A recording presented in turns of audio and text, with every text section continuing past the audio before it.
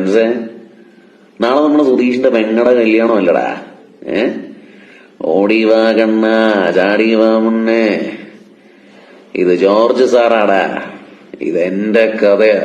തിരക്കൈയിൽ താണാടും സ്വപ്നങ്ങൾ രത്നങ്ങളാക്കുന്നതാര്? കാതോരം പാടാൻ വാ, പാഴ്പൂരം കാണാൻ വാ. ഇപ്പോൾ നിങ്ങൾക്ക് മനസ്സിലായി കാണും ആരെ പറ്റിയാണ്, എന്തിനെ പറ്റിയാണ് പറയാൻ പോകുന്നതെന്ന്. ഏതു മേഖല എടുത്താലും വല്ലപ്പോഴും ചില അത്ഭുതങ്ങൾ സംഭവിക്കാറുണ്ട്. അങ്ങനെ മലയാള സിനിമയിൽ 1980 ഒരു മഹാത്ഭുതം നടന്നു. മഞ്ഞിൽ വിരിഞ്ഞ പൂക്കൾ എന്ന സിനിമയിലൂടെ വില്ലൻ വേഷമണിഞ്ഞെത്തിയ മോഹൻലാലായിരുന്നു ആ മഹാത്ഭുതം. അതിലെ നായകൻ ശങ്കറായിരുന്നു. ശങ്കർ പിന്നീട് ചില സിനിമകളിൽ കൂടി നായകനായി എത്തിയെങ്കിലും അദ്ദേഹത്തിന് പിന്നീട് പിടിച്ചു നിൽക്കാനായില്ല. എന്നാൽ ആ സിനിമയിൽ വില്ലനായി തകർത്താടിയ മോഹൻലാൽ മലയാളികളുടെ പ്രിയപ്പെട്ട ലാലേട്ടനായി കഴിഞ്ഞ 45 വർഷമായി മലയാള സിനിമയിൽ കൊടികുത്തി വാഴുകയാണ്. ലേറ്റസ്റ്റായി ഇറങ്ങിയ തുടരും എന്ന സിനിമ വരെ എത്തി നിൽക്കുന്നു ആ കാര്യങ്ങൾ. തുടരും എന്ന സിനിമ മോഹൻലാൽ സിനിമയെ അല്ല എന്ന് പറഞ്ഞാൽ നിങ്ങൾ വിശ്വസിക്കില്ല. എന്താണ് ഇങ്ങനെ പറയുന്നത് എന്ന് നിങ്ങൾ ആലോചിച്ചേക്കാം. എന്നാൽ തുടരും എന്ന സിനിമയുടെ അവസാന സ്ലൈഡും കണ്ട് തിയേറ്റർ വിട്ട് ഇറങ്ങുമ്പോഴാണ് കാണികൾക്ക് ഒരു കാര്യം മനസ്സിലാവുക. കാണികൾ തിയേറ്റർ വിടുമ്പോഴും മനസ്സ് നിറയെ ജോർജ് സാർ എന്ന പോലീസ് ഉദ്യോഗസ്ഥനായിരുന്നു എന്നുള്ളതാണ് സത്യം. ജോർജ് സാർ എന്ന വേഷം കെട്ടിയാടിയത് പ്രകാശ് വർമ്മ എന്ന പുതുമുഖ നടനാണ്. സിനിമ തീരുമ്പോൾ ഒരു വില്ലൻ കഥാപാത്രം കാണികളുടെ കൂടെ ഇറങ്ങിപ്പോകുന്ന അപൂർവ അനുഭവമാണ് ഇവിടെ സംഭവിച്ചത്. പൊതുവെ സിനിമകളിൽ നായകന്മാരാണ് അങ്ങനെ ഒരു മാജിക് കാണിക്കുന്നത്. 36 വർഷമായിടാ മനസ്സേ ഞാൻ പോലീസിൽ.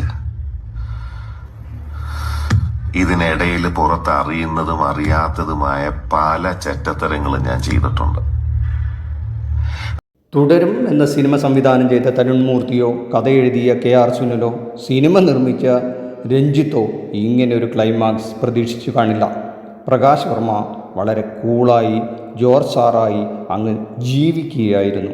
ഒരുപക്ഷെ 40 വർഷങ്ങൾക്ക് മുമ്പ് മോഹൻലാൽ എങ്ങനെയായിരുന്നുവോ അതിലും ഒരു പടി മുകളിൽ പ്രകാശ് വർമ്മ എന്ന പുതുമുഖ നടൻ മോഹൻലാൽ എന്ന നടനെ പോലും നിഷ്പ്രഭനാക്കിക്കൊണ്ട് അങ്ങ് കാണികളെ കയ്യിലെടുത്തത്. അങ്ങനെ ഒരു മഹാത്ഭുതം അല്ലെങ്കിൽ ഒരു മാജിക്കാണ് സിനിമ തീരുമ്പോൾ സംഭവിച്ചത് എന്ന് പറഞ്ഞാൽ ഒട്ടും അതിശയോക്തിയില്ല.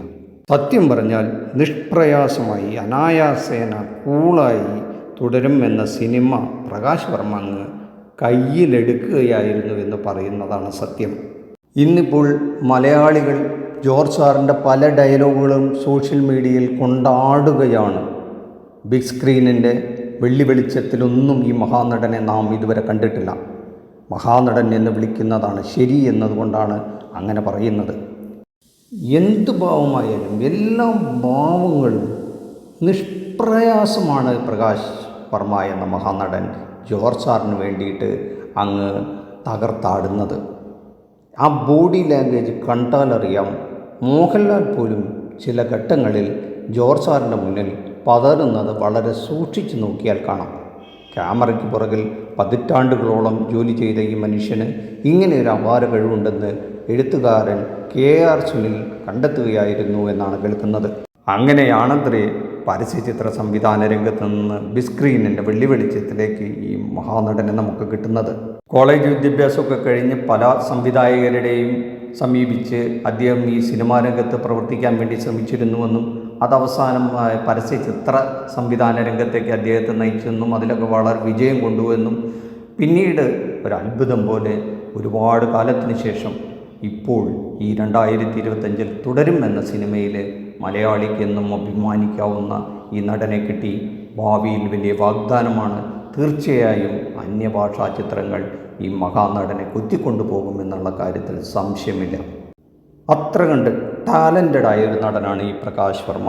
മലയാളിക്ക് തീർച്ചയായും അഭിമാനിക്കാം.